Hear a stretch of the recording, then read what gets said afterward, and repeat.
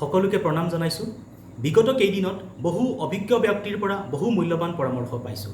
তাৰ ভিতৰত প্ৰচাৰ বিমুখ এজন ব্যক্তিৰ এটা পৰামৰ্শই মোক বাৰুকৈ অনুপ্ৰাণিত কৰিছে। তেখেতৰ অনুৰোধ সাপেক্ষে নাম উল্লেখ নকৰাকৈ কথাখিনি ক'ম।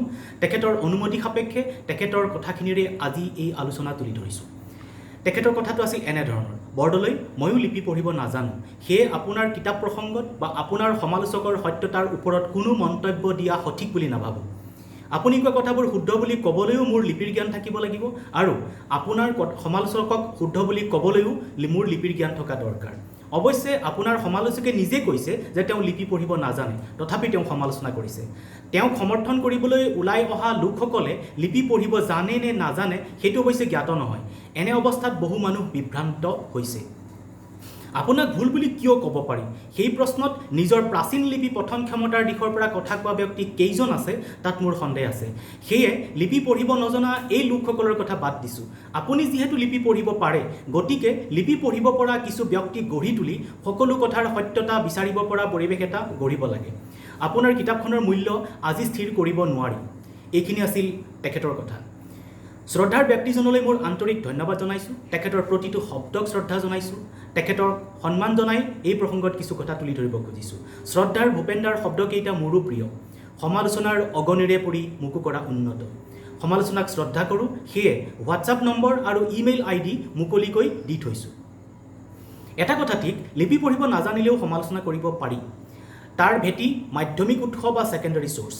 প্ৰাথমিক উৎস বা প্ৰাইমাৰী ছ'ৰ্চৰ পৰা জন্মা সিদ্ধান্তৰ লগত মাধ্যমিক উৎসৰ সিদ্ধান্তৰ মাজৰ দ্বন্দ্ব চিৰন্তন। কিন্তু প্ৰাথমিক উৎসৰ সিদ্ধান্তক প্ৰাথমিক উৎস পঢ়িব নোৱাৰা ব্যক্তিয়ে ভুল বুলি ক'লে বিভ্ৰান্তিৰ জন্ম হয়। সেইকাৰণে যেতিয়াৰ পৰা লিপি পঢ়িবলৈ শিকিছোঁ, তেতিয়াৰ পৰাই মোৰ কিবা ভুল থাকি গ'লে শুধৰাব পৰা ব্যক্তিৰ প্ৰয়োজন অনুভৱ কৰিছিলোঁ। সদাব্যস্ত অভিজ্ঞ ব্যক্তিসকলৰ পৰা শুধৰণি বিচাৰি বিফল হৈ স্থিৰ কৰিছিলোঁ, মোৰ ভুল দেখুৱাব পৰা ব্যক্তি ময়েই গঢ়িব লাগিব। এই প্ৰয়োজনৰ সন্ধানত অসমৰ 5জন ব্যক্তিৰ সান্নিধ্য পাইছিলোঁ। এই ব্যক্তি কেইজনক লৈ আজিও লিপিৰ চৰ্চা চলি আছে। তেওঁলোকে বহুখিনি কথা আয়ত্ত কৰিছে। 14-15 শতিকাৰ লিপিও তেওঁলোকে এতিয়া পঢ়িব পৰা হৈছে। মোৰ ভুল দেখুৱাব পৰা ব্যক্তি গঢ়িবৰ বাবেহে কিন্তু লিপি পঢ়িবলৈ শিকাই আছোঁ, শিকাইছিলোঁ আৰু শিকাম। এতিয়া অৱশ্যে শিকোৱাৰ প্ৰয়োজন বাঢ়িছে, পৰিৱেশ গঢ় লৈছে। সেয়ে সদাশয় ইচ্ছুক ব্যক্তি থাকিলে কুণ্ঠাবোধ নকৰোঁ। লিপি পঢ়িব জনা ব্যক্তিয়েহে বিভ্ৰান্তিৰহিতভাৱে লিপিৰ দিশৰ প্ৰকৃত ভুল দেখুৱাব পাৰে বুলি বিশ্বাস কৰোঁ।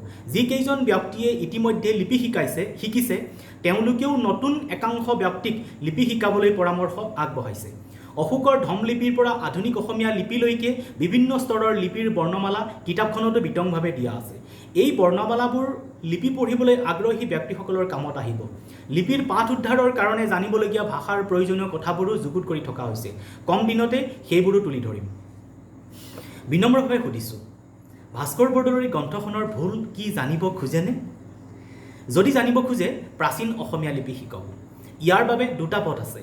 অসমীয়া লিপিৰ ক্ৰমবিকাশ গ্ৰন্থখনত থকা বিভিন্ন সময়ৰ লিপিৰ বৰ্ণমালাবোৰৰ সহায় লওক, বা দ্বিতীয়, যিখন লিপি বা পাণ্ডুলিপিৰ লিপি শিকিব খোজে তাৰ এখন ভাল ছবি মেইল কৰি পঠিয়াই দিয়ক।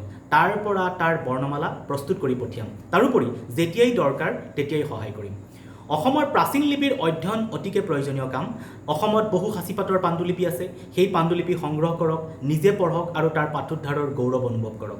তাৰ লিপি শিকাৰ পৰা পাঠোদ্ধাৰলৈকে প্ৰতিটো ধাপত মই সহায় কৰিম। ইচ্ছা কৰক, কাষত মোক পাব। মই বিশ্বাস কৰোঁ, প্ৰাচীন লিপিৰ মাজত অসমৰ প্ৰকৃত ইতিহাসৰ বহু তথ্য লুকাই আছে। প্ৰাচীন লিপিয়েই অনাৱিষ্কৃত অসমখন নতুনকৈ চাবলৈ বহু পথ উলিয়াই দিব পাৰে। মই আৰু মোৰ গোটৰ প্ৰতিজন লিপি পঢ়িবলৈ শিকি থকা ব্যক্তিয়েই এই ক্ষেত্ৰত সহায়ৰ বাবে তৎপৰ। ধন্যবাদ।